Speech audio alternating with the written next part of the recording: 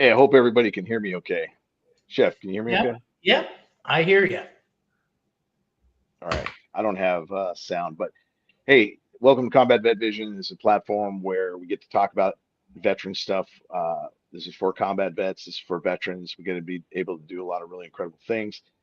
I'm at the studio right now, having some technical difficulty, but I'm going to try to get as good as I can. If not, Chef JB will take over with my guest today, Jake McMillin, great veteran buddy of mine. He's my go-to guy when I go to anything in California and I got to run some stuff. So I set up a lot of different things, and he helps me with booth setups to just different programs. We've done a lot together. So hey, it's great to have everybody on the show. So Chef, what do you got, brother? Well, just another day in the neighborhood. I was running behind today, and so I didn't make it to the studio. I really wanted to go there too Hey, today. just so you know, I don't have any calm in my ear for some reason. So Okay, well, we'll have to work out the bugs. It'll take a little while, but everything else is great. I mean, it's a wonderful day. It's a little windy outside, and maybe that's what's throwing some of the comms off a little bit. I mean, it's really breezy. I just came in, and I shouldn't be out there with my COPD in it, but that's the way it is. You gotta roll with the punches, buddy. Okay, so do you want to introduce your next guest, or you want me to do that? Well, we're back in and out. Okay. Well, our guest for today is Jacob Williams, and I'll bring him into the show if we can't. If we can't. McMillin, not Williams. McMillin. Jacob, great. So, Jacob, how are you today? Oh, fantastic. Yeah. Yeah, it's McMillin. McMillin. Yes, sir. And they call you Jake or Jacob? Mom calls me Jacob. Most people call me Jake though. Jake? Okay. Well, Yes, sir. I heard Chief call you Jake, so I'll call you Jake, okay? Yes. We're going to be long friends by the time this show gets over with. So, Jake, tell me, some of your background and some of your story. I know you worked really closely with Chief and Aaron, and so I know you're a veteran and you do great things out of San Diego usually. San Diego, right? Yes. Inland Okay. Empire to San Diego. So Yeah, anywhere. Yeah. I'm Anywhere familiar in. with all of that. Okay, Yeah. Yeah. I do a lot for the veterans around here. I'm good. a real. Yeah. I guess you can say I play in the real estate world. I don't like to say that I work. You Okay, know, work sounds like some sort of like slave thing, and I don't like it. So I play in the real estate world, you okay. know. Yeah, Oh, so I do a lot in the real estate world, but of course, me being a veteran and you guys as well, there's something that once you serve, you can't stop serving, and yeah. I'm constantly looking for a way to provide service to somebody. And a lot of the times that's Chief. A lot of times Chief is like, Jacob, I need some service right now. Can you get down to the shop? And I'm like, well, I can't really say no. So I'll see you there. Yeah, yeah. But me, yes, I was a Marine. And I say was, I'm one of the few. I'm very proud of my service, but I'm not going back. I had my fun time. I joined, and I'm just a small town boy. That's the thing too. Is I originally come from a tiny little town called Taft, in Central Valley over by Bakersfield. Yeah. There's nothing out there. No, Nothing. no. Um, Wilderness. yeah, it was my best friend growing up was an animal, a goat and fishing, I mean, I had good friends. This small town. Everybody thinks that going to the big city's better, and it's really not. No. I look back and my town, you don't have to lock your doors because everyone knows everyone. Like it's a safe place to be. You don't have to worry about nothing. Now I heard that drugs have kind of moved their way in there, but growing up, we all knew each other. You didn't have to worry about a thing. And then I moved to the city, and the Marine Corps moved me into the city, and they keep on talking about all these locks and smart houses and all this other stuff. I was like, oh man, how am I going to make money when I get out? Like, I don't really have any skills. I'm a machine gunner. That's not really like that's not your everyday skill for the urbans yet. Yeah. So I kind of freaked out getting out. I was like, oh crap. Like, how am I going to sell this? Like, yeah, I'm really good at disassembling and reassembling a machine gun. I don't believe in missing. I'm a really good shot. Yeah, don't learn. Yeah, and you didn't shoot well. I was kind of game planning getting out because I knew it was coming up, and I was like, oh crap. Like, how am I going to sell this one? This is going to be rough. But I ended up going into construction, and then into real estate.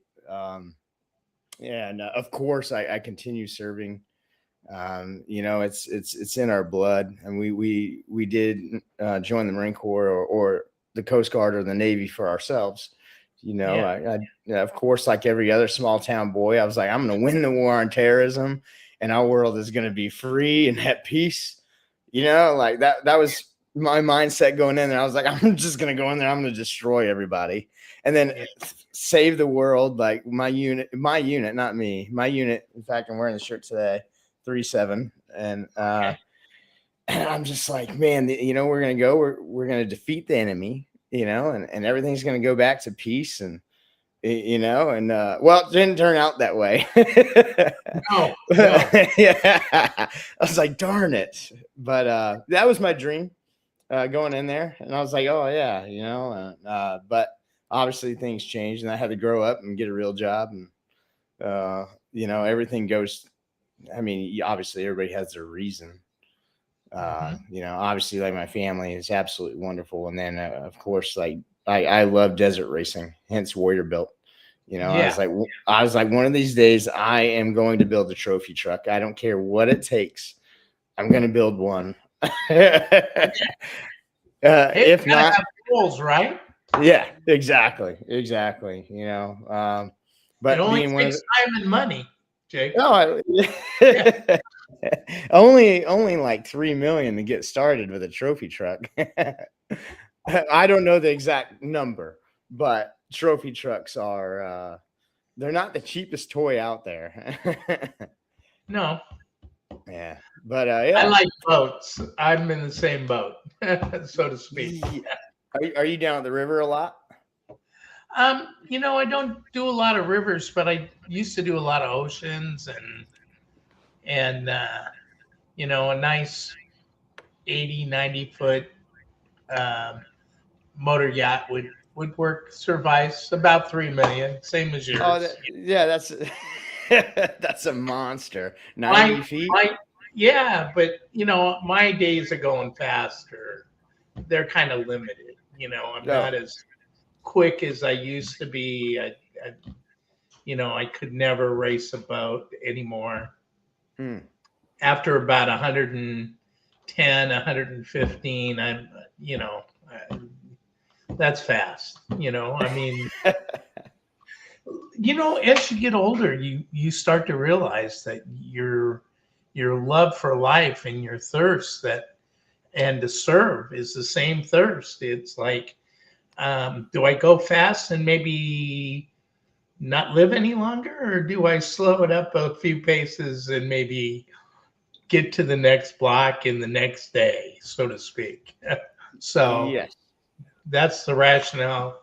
But you get that as you get older. I'm 74, so my days are like numbered anyway, Oh yeah. We never know.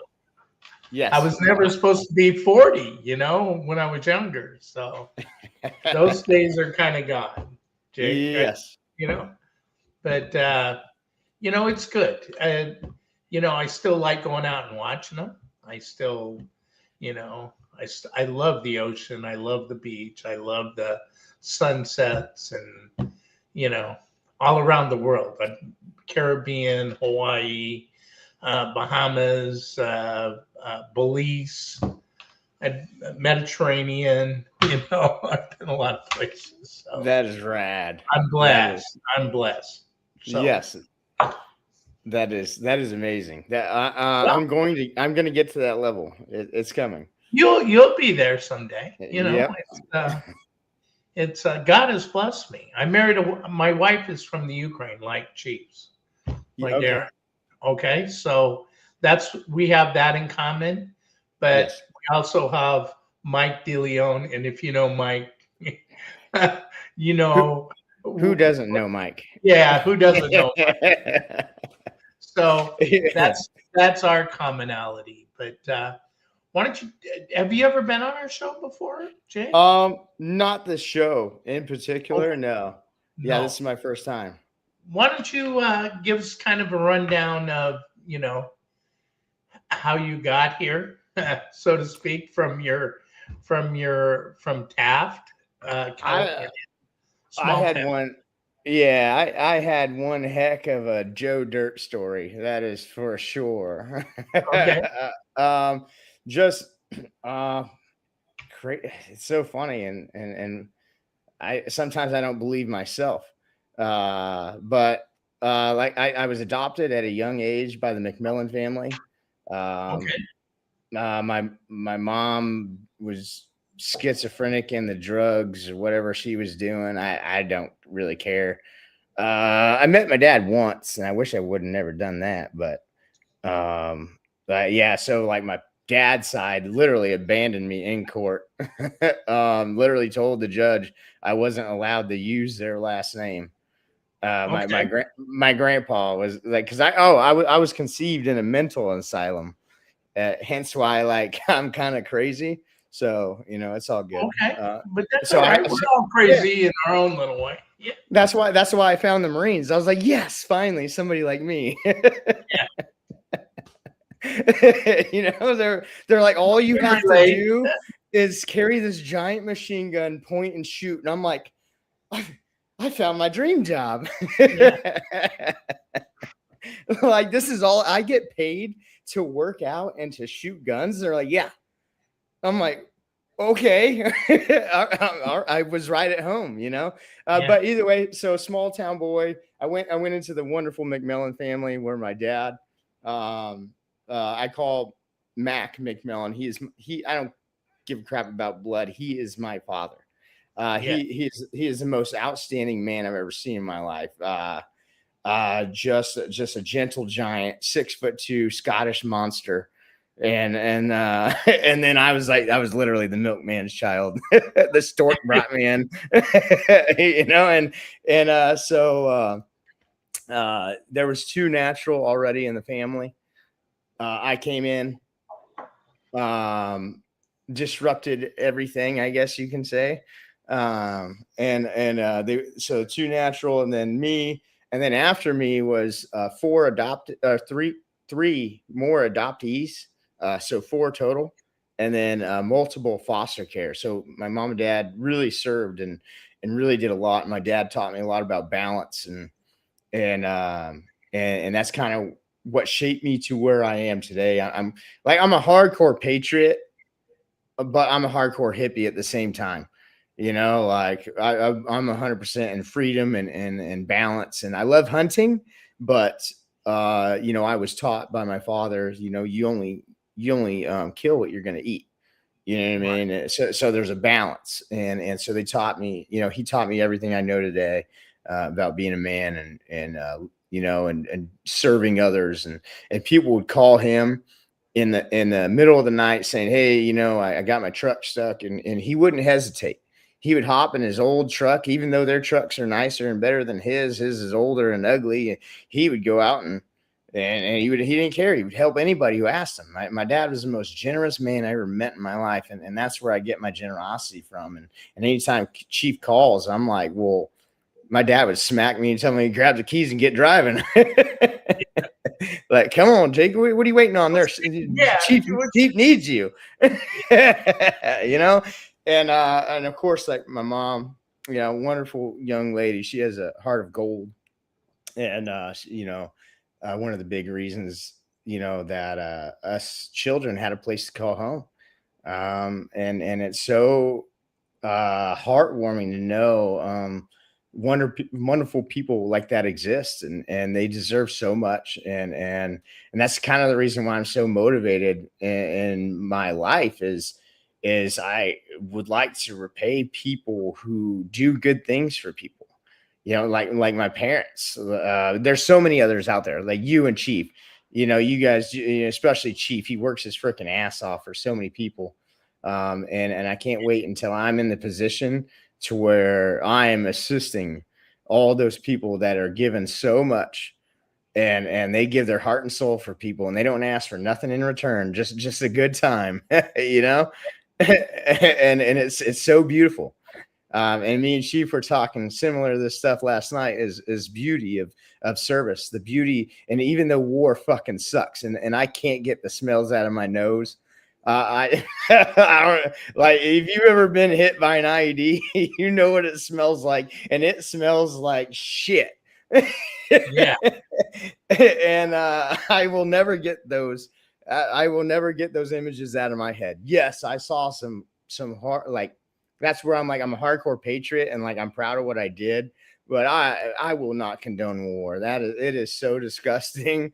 Like, I will never get those images out of my head. I can still feel the pain today, you know, and I'm like, you know what, like, but the point being is that war actually brought me and Chief and me and you together.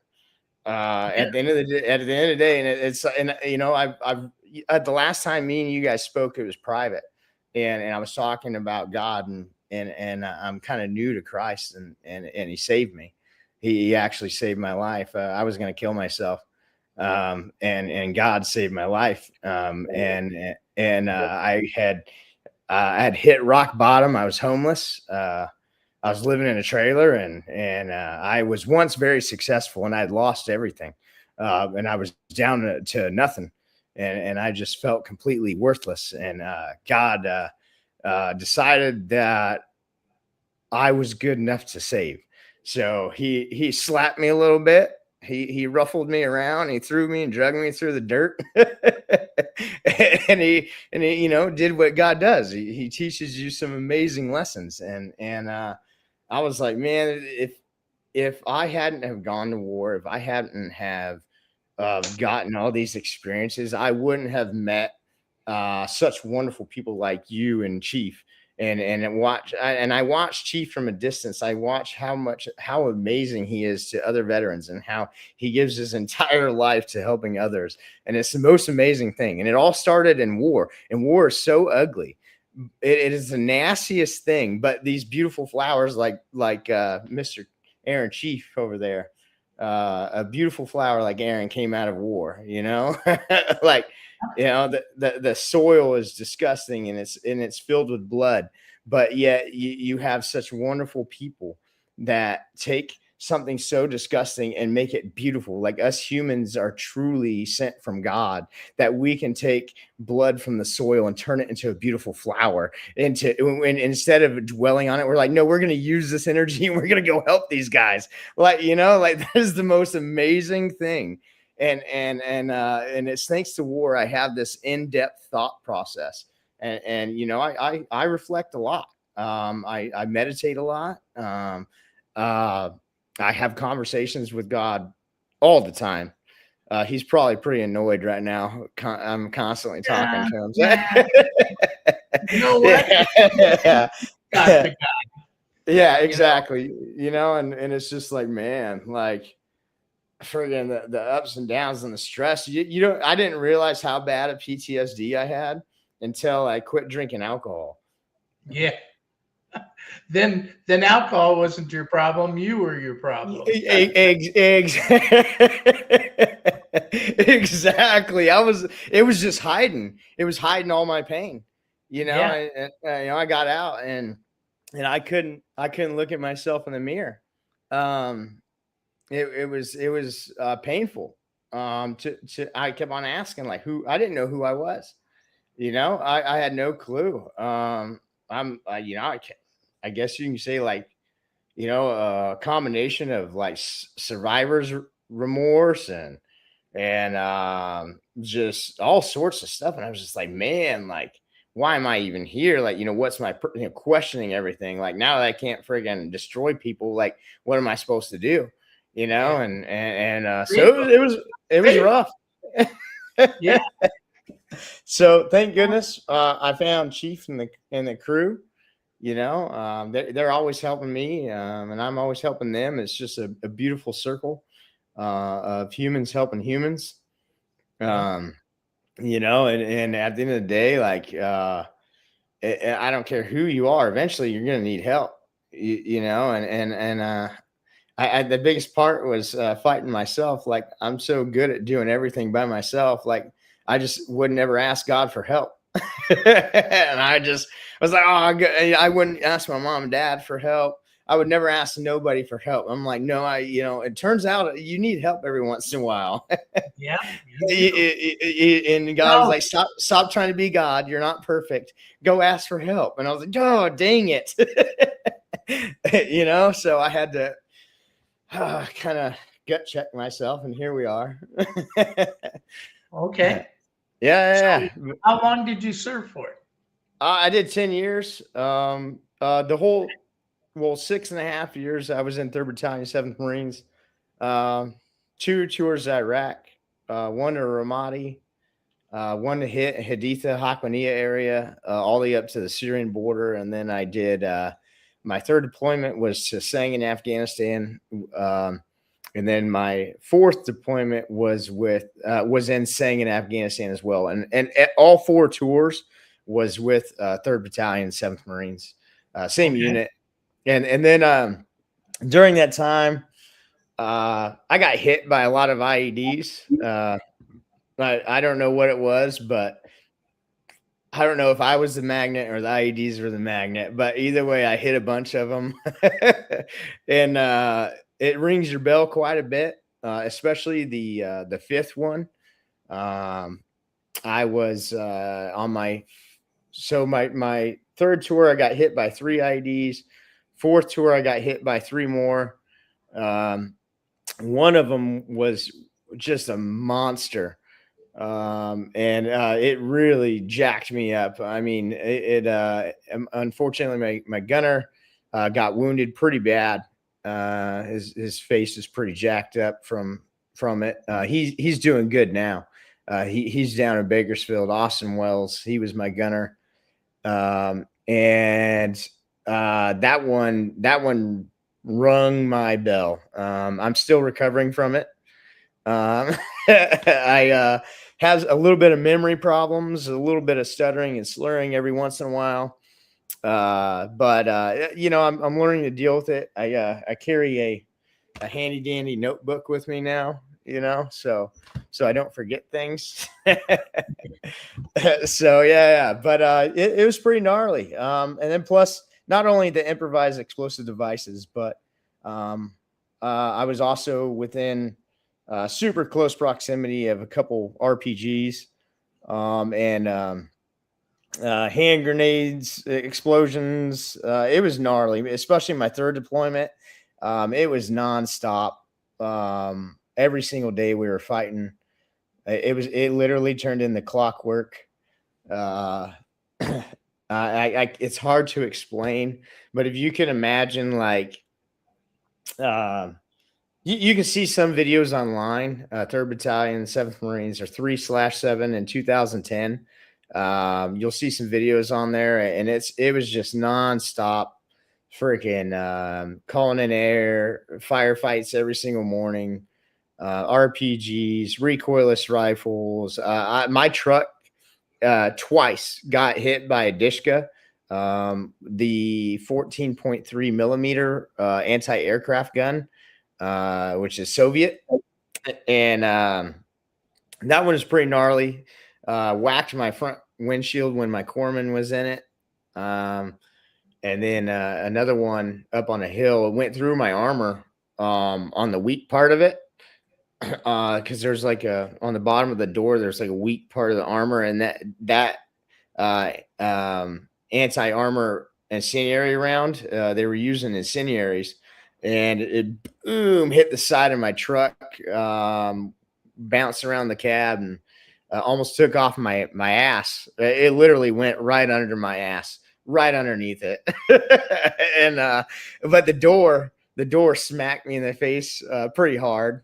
Because they're kind of squishy, and of course, like, you know, I'm a super tactical machine gunner. I know exactly what I'm doing in war, and I had my face up against the window, looking for the gunman, you know, and I totally forgot about the squishy foam that on the inside of the door.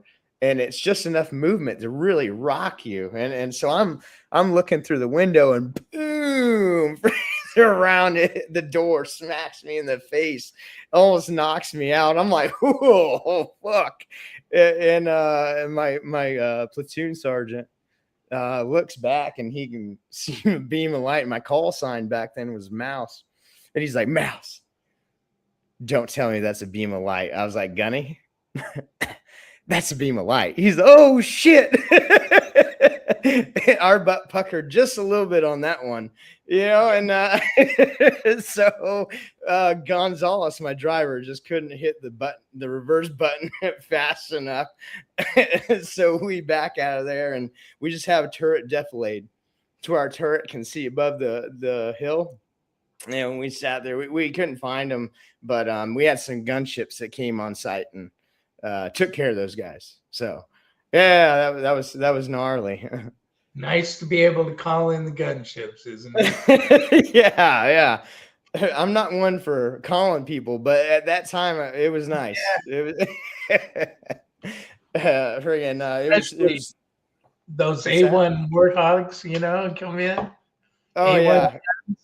Boy, they Dude, just my lieutenant saved my ass. Me and Rick and a couple of my buddies, we were running up to help out Cat Red and Scout Snipers. Unfortunately, God bless his soul, he's watching down upon us, but we had lost Marine Claudio Patino, just such a badass Marine, dude. Just a bad motherfucker. And this dude had the longest kill shot for a long time, until somebody, I don't know who beat his range, but he had I believe it was 2,000 meter kill shot, over 2,000 meters. Like, just, I'm like, how do you do that? Like, I've been shooting my whole life, you know, and I can't figure it out still. But either way, it's just amazing. And we were going up. They were so Stay was calling in air to come pick up Patino. And we were on our way to respond, but we were down in the water, and we had to run all the way up to the top of this freaking hill. And it was huge, a huge hill, monstrous. And so we had to go from the wadi up to there and help them. And on our way, my lieutenant, thank goodness he was paying attention, because me and Rick weren't paying attention. We were just concerned about our friend that just got shot, you know. And so we're just doing, well, at the time I was a corporal. I was just doing corporal things, you know. And he comes over the net, and he's like, take a knee, get down. And me and Rick are kind of looking at each other like, why? Like, we have to go we got to go help freaking, you know, me and Rick are, you know, we're thinking like, we got to go help these people. Why? We don't have time, you know, like, and we're like, what the heck? And so we take a knee, and that one of those warthogs, we didn't realize that Cat Red and Stay had called in air in between us and them, because it was a bit of a trek. And I was like, and all of a sudden we feel see, and hear the front side of that A10. And that is the scariest shit. Just man, I literally like had a heart attack, pooped myself, cried, any type of sadness all at once.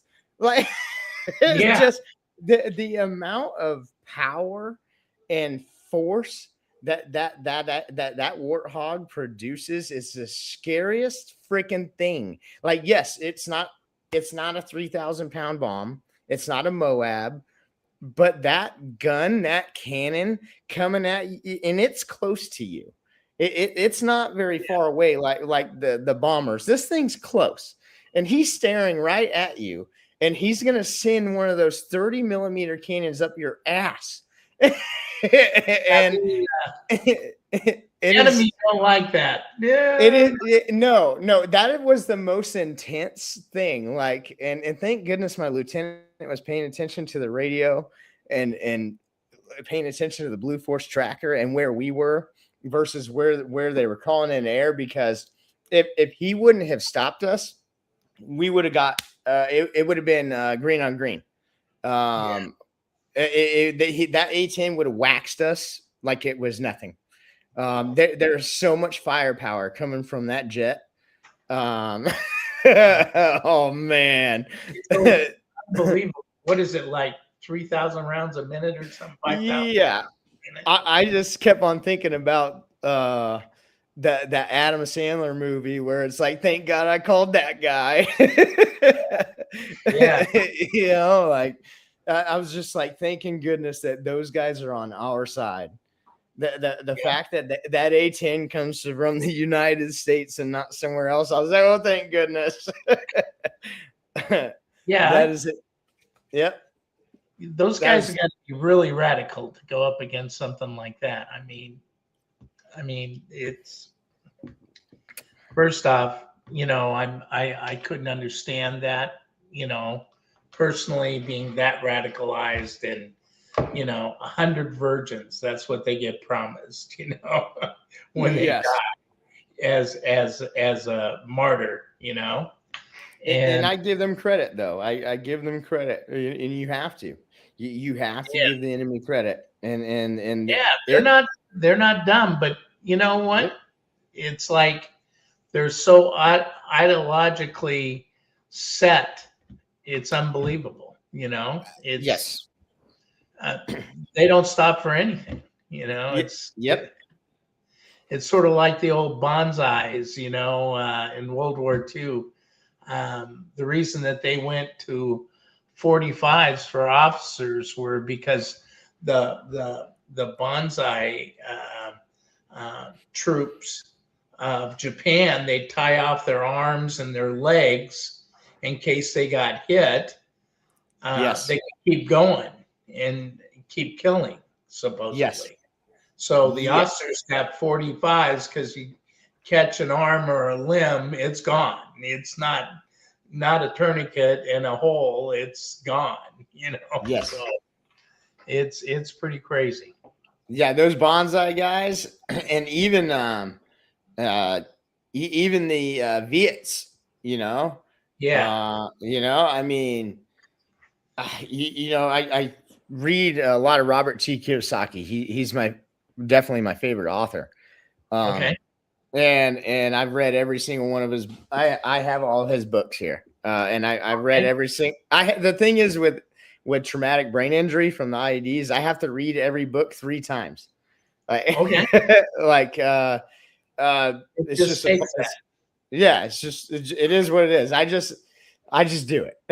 And but he mentions, and it's very true, and I look at the enemy on all sides. Because it's just like a UFC fight, and if you don't respect the enemy, that enemy is going to whoop your ass. You know what I mean? Yeah. Like you have to know the enemy, and you have to give them respect, because if you don't give them respect, either way, you know, and any well-trained fighter will tell you to study them, and if you look at what Robert said, you know, we outnumbered them. We had better guns, we had a better military, we had better ships, we had better planes, everything. And they still whooped on us. And the only reason why they whooped on us was because their unwillingness to stop, their unwillingness to give up. They did not care that you had better guns. They didn't care that you had an awesome jet. They were there to fight for what they believed in. And you better damn for sure give them credit because they whooped our ass. They did not care. Yep. If we die, we die. At least it's for a good cause, you know? Exactly. And it's so gnarly to hear stuff like that, you know, to know that, you know, there are people around the world just, they will give up their entire life for freedom and for the betterment of others. You know, all of us, anybody in the United States, any service, you know, you're signing up saying, hey, take me, you know, leave my people alone. Take me. I will go fight them. Leave my people alone. Leave them at peace. You know, and it is a dark but a wonderful thing. You know, and it's who will lay themselves down for others. You know, and I was surrounded by such amazing people myself. I know you were as well. I know Chief was. Even the other sides, even the enemy. You know, they were surrounded by people that were willing to fight for each other. And it's crazy, but it really, you know, gives you a different outlook on life and allows you to sit back and kind of humble yourself and understand that this world is beautiful. And even though there's a lot of ugliness going on, even right now, there are still wonderful people out there that are willing to lay it all on the line for you. And you know, and they are all there. You know, I went in the Marine Corps thinking that the Marines guard the gates of heaven, and I know for a fact, like as soon as I get there, they're gonna hand me a freaking gun or whatever it is, and like get the freaking post. I'm gonna guard the gates of heaven. I'm down. You know, don't threaten me with a good time. You know, like okay. You know, I've done post before. That's fine. Yeah. You know, so yeah. So, you know, my story is I was my draft number was like 38, and Vietnam was going on, and I lost a few friends, and a couple guys came back, you know, pretty torn up, you know, missing limbs and stuff. And I thought, you know, I want to do my service because I had a servant heart, but I really don't want to go to war. Yes. And so I decided to go in the Coast Guard. So I'm in the Coast Guard, and I'm colorblind and green, so I had to take a special couple of tests. I had to pass 2 out of 3 to stay in the Coast Guard. So needless to say, I stay in the Coast Guard. They put me on a high endurance cutter that goes out and sits in the middle of the ocean for 30 days. So I'm not rescuing people really. And then we're going to Fleet Training Group down in San Diego for the Navy and for our ship. And they have a drill that they have to shoot mines at sea with a 50 caliber machine gun. Oh, that's so awesome. They said, okay, well, we're going to have tryouts. Well, they take those 50-gallon foam cans from that use to fight fires, and they punch a couple holes in them, throw them over the side, and paint them, you know, a different color, like a green or something or a gray. Well, yes. I'm colorblind at sea. I can see them floating where everybody else can't see them. So I kill the hell out of these foaming canisters, the 50-gallon foaming canisters. Yes. I shoot, I'm 1,000%. So they said, you're the guy, you're going to San Diego. Well, right after San Diego, we go on a ocean station Victor, which is off Japan. So I go through Midway Island, Hawaii, Midway Island, over to Victor. And that's when Da Nang Harbor in 71, they were mining Da Nang Harbor. So they wanted all mining 50 cal machine gunners to be transferred to Vietnam to gunboats. So I'm on my way to Japan. I'm already there, right around the corner. So they said, JB, you're going to Vietnam. I said, what? They go, yeah, you're going to be on a gunboat shooting mines. I said, no. They said, yeah. I said, okay, I can do that, I guess. I don't want to, but I guess I can do it. Well, you really don't have a choice when you're a seaman. So, an E3. So, anyway, I'm thinking all the way to Japan. What am I going to do, God? How am I going to do this? And we get to Japan, and the chief says the captain wants to see you. I said, oh, Christ, what now? They got my papers, probably. We're in Japan, in Yokosuka, Japan. And the captain calls me up and says, well, you don't have to worry, Brownie. You're not going to Vietnam. You're staying here on the ship because we're short manned, and you don't have to go to Vietnam. And I thought, I left there thanking God, really. But, would I have gone? I wouldn't have had a choice. Of course I would have gone. It's like you, they tell you you're going to do a tour in Afghanistan or a tour in Iraq. That's where you go, You don't have a choice. But that's my 50 cal machine gun story. Here I was trying to get out of going to Vietnam, and then by circumstance, I was on a 50 cal and did well. So now I'm going to Vietnam. Oh wow! Yeah, well, that's kind of how I became a machine gunner, actually. Okay. I started out as an 0311, just a regular infantry guy, and I ended up getting in trouble in my in 37. So, but it wasn't really my fault. So, oh yeah, we always say that. So my first sergeant sent me over to weapons company. So I was in Kilo Company, and then he sent me over to weapons company, and I ended up going to a gun range and shooting on this 50. And my senior Marines, one of the guys, I was brand new to the unit, and I was just a private. And the guy that was up on top of the truck helping me shoot this 50 yells at he's like, who's your vehicle commander? I was like, oh, Corporal Stone. And he's like, Corporal Stone. And he's like screaming. I'm like, oh, fuck. I did something retarded again. Son of a biscuit. Yeah. And I'm like, I set my head on the spades. I'm like, come on. I was like, what do you guys want now? Because they're just constantly messing with people. And Stone comes running over like I did something retarded, and I thought I did something retarded. I'm like, son of a biscuit.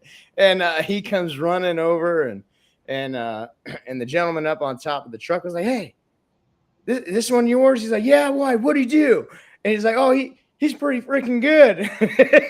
And I was like, and I kind of like perked my head up. I was like, yeah, I did pretty good. Even though like a split second ago, I was thinking to myself, like, oh, I'm screwed. Yeah, how much? And I just like kind of perk up, like, yeah, everything's fine. I did amazing. I had no idea if I did amazing. Like, I was so new, I had no idea how good I did. Yeah, and yeah. And then so after that, I ended up, I guess you say, picking up a secondary, and But I stayed in weapons and became a machine gunner and eventually picked up a section as a machine gun section leader. And it was a wonderful time. Very, very interesting. So very, very similar.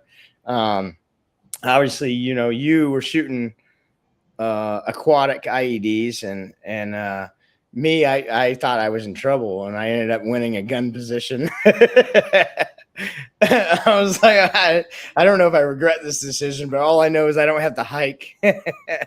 So That's it. Yeah. It's hard to carry a 50 cal uphill, Yeah. I thought for sure like I wasn't going to have to hike because we had trucks. And then somebody got the smart idea to take them off of the trucks and go. And for some reason, the Marines are like, you know what? Like, let's find the biggest hill we can find and then find the biggest gun we have. And then I think we should put it on our backs and try and hike up that giant mountain. And I'm like, there's no, what? No, who thought of this? Yeah. And you're halfway up there and it's like, I don't even know if I can make it. Yeah, I'm like, who invented hiking? Like, this is a bad idea. Of course I like it now, but I don't have to carry a 50. Yeah, or anything, Yeah, but as a young Marine, 18 years old, and I get in the Marine Corps, and I'm like, what in the world? I have to take this heavy thing and go all the way to the top of that giant mountain. Yeah. But either way, it was good times. It taught me how much pain I could endure, and it turns out I can endure a lot of pain. It's that retard strength, Yeah. Hey Jacob, can you guys hear me? Yeah. Yes. Okay, good. Because the internet's kind of in and out, and so it's not very good. But hey, we just got a couple minutes, but hey, if you got any final words, how people can find you? Hey, great story. I was able to listen to most of it. I'm sorry I'm not with you guys too well today, but it's kind of like being sick, and I have to go to sick hall or something, get seen or something. But hey, it's all good. Hey, it's awesome to have you. I don't. Oh, good. Me and Jacob talked. We're going to do a show eventually where he's going to come on and he's actually going to be the host, and he's going to kind of interview me. We talked about it last night. It did some cool stuff. I mean, me and Jacob, we talk a lot about a lot of really cool things, and thanks for being on the show. Thanks for sharing your stuff, and just really outstanding. And Chef JB, thanks for filling in the full amount, the full meal deal. I'm watching the speed of the internet kind of go down, and then I'm not sure this computer can handle all the cool stuff that's going on with it. But yeah, go ahead and finish up, Jacob. I appreciate you, brother, and much love. Go ahead, brother. Yeah. All right. Thanks. Yeah. Hey, make sure you guys tune in for Chief's segment. That man has gone above and beyond for so many, and it's going to be fun. As far as like getting a hold of me, I do a lot, and I mean a lot. I do not sit still. I'm constantly helping veterans. Not only is it to help others, it helps me network and it helps me help others. And whenever I get to help others, it actually takes away a lot of my anxiety. And it gets me out of my house and gets me out of my head so I can go hang out with some other veterans and help them at the same time. What I do is, and I just started this, and a mutual friend of mine and Aaron's, I was able to take a veteran and find a house that was, let's say, not very nice. It was a piece of crap, and I bought it at a discount.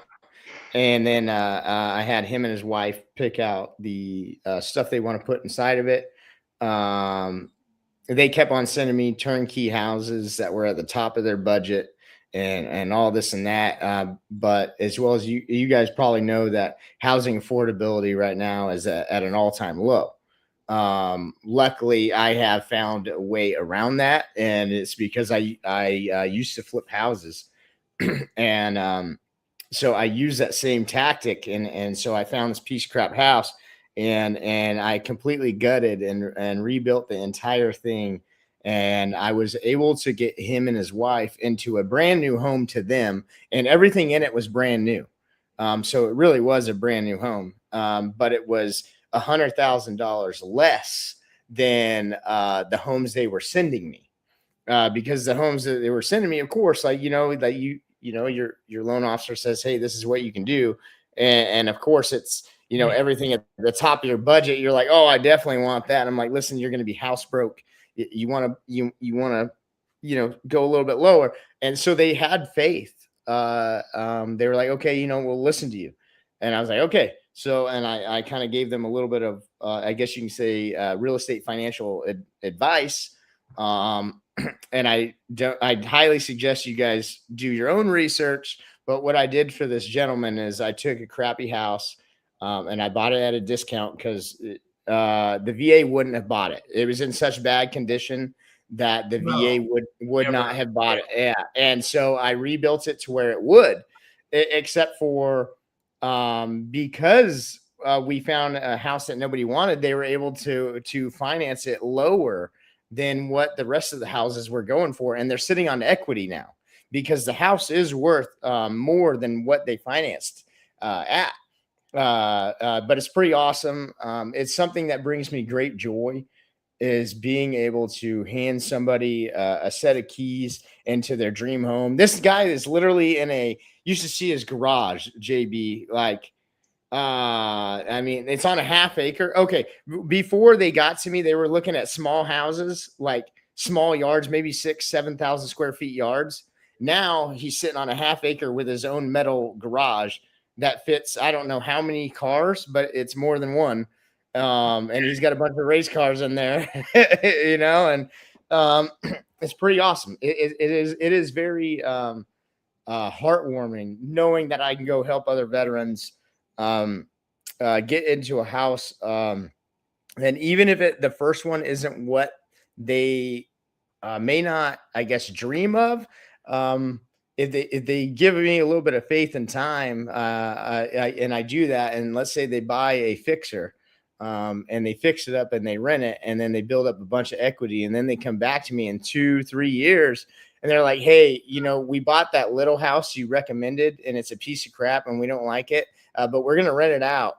And we're going to buy that big one because thanks to that little house, we have a bunch of equity that we built because we bought it and it wasn't very nice, but we made it nice. And now we're going to rent it to a nice family, but we're going to take the equity that we put in and we're going to go purchase that dream home we were talking to you about years ago, except for this time, we're going to do it comfortably, not stressing ourselves out, working our ass off, So being able to help American families is the most beautiful thing. It's so rewarding to me because especially, and I was talking to Chief, is being in real estate is so rewarding because I'm literally, I get to take a hardworking family, let's say veterans, construction workers, everybody, and they get a chance to buy a part of the greatest country in the world, and you can borrow against it. And if you do it correctly, you don't even need a bank anymore because the dirt is God's dollar bills. Because I mean, if you think about it, God created the earth. And the earth, if you buy it and you can borrow against it, let's say you need a car, instead of going to the bank, you go to your house and you borrow against it and you pay yourself back, not the bank. You know what I mean? So, and you pull against your house to go buy another house, and then you pull against that house to buy another one. But at the end of the day, I want every American to buy at least one house, one piece of America, because this is the greatest country in the world. And every American, especially the veterans, deserve to buy a house, just a house. Because I mean, a lot of people will probably tell me I'm high, but I think the real estate is the most secure investment you can make. And the reason why is because everything comes from the earth. Our fruit, our food, our cows, everybody needs earth to run a business. And all the businesses in the world, they need a part of the earth to be here, and so in my opinion, real estate is the safest. It might not be the fastest. It's not. It is not a But fast it investment. appreciates well. It does, yeah. But there's a lot of TV shows that make it look easy and it's to invest in the real estate. And I'm like, no, I can guarantee you a return on investment, but it's not going to be, you got to put in some work. But to get a hold of me, Jacob McMillin or Jacob Eason McMillin on Facebook. I'll go ahead and throw some stuff in the chat or get a hold of Aaron. JB, you guys all know how to get a hold of me. I have lots of social medias, Instagram, Facebook, LinkedIn, all Jacob McMillin. My Facebook is Jacob Eason McMillin. But you'll see me on there. Pretty easy to find nowadays. But yeah, if anybody needs help especially if you're in the Inland Empire, I host a event every month as well, connecting nonprofits and businesses with veterans. And just like-minded individuals to get people in who may need help or people in the position to help others. Especially when it comes to nonprofits, it allows them space to talk about what their nonprofit does for the veterans. Yep. So I'm always looking for new nonprofits, always looking for new businesses that want to provide services to veterans. And I would gladly advertise for them. Okay. Hey, thanks a lot, brother. Appreciate you. Thanks We for being on the show. You being on the show. Hey, I look forward to you interviewing Chief. Oh, that's going to be fun. Yeah. Good time. Yeah. All right. Well, if you want to just hang out for a little bit, we'll bring you back. Chief, Hey, we got the 2nd of May. What do we got going on? 2nd of May is the pick out at the Eagles out 301 Pacific Avenue in Henderson, and it's the Eagles Aries 2672.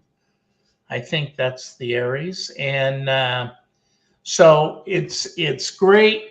The exact address is 310 West Pacific Avenue, Henderson, Nevada, and it is Aries 2672. So it's a great place. We're going to have the pig out for the Veterans Transition Resource Center.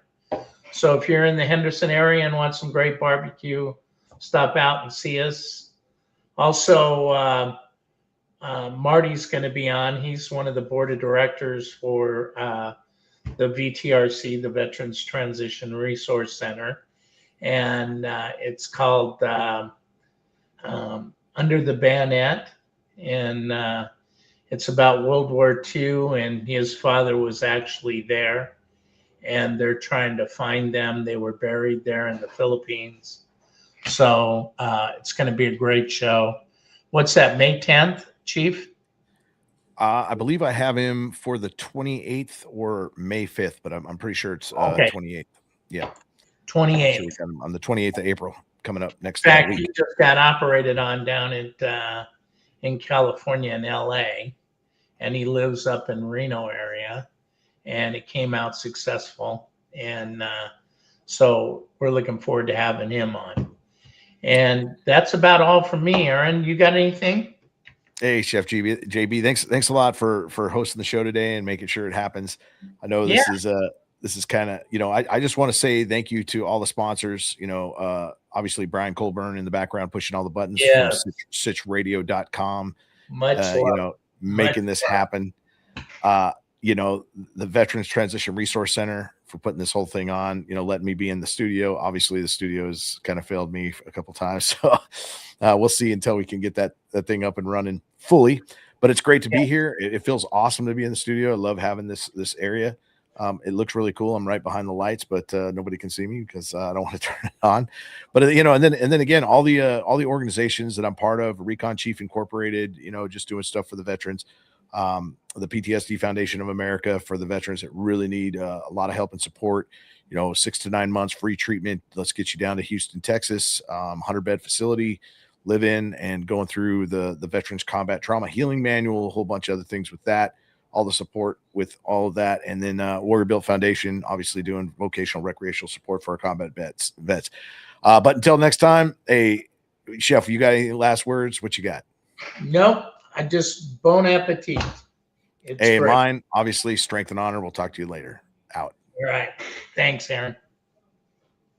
The only way, and we need nothing more. The only way, together forever, that's for sure.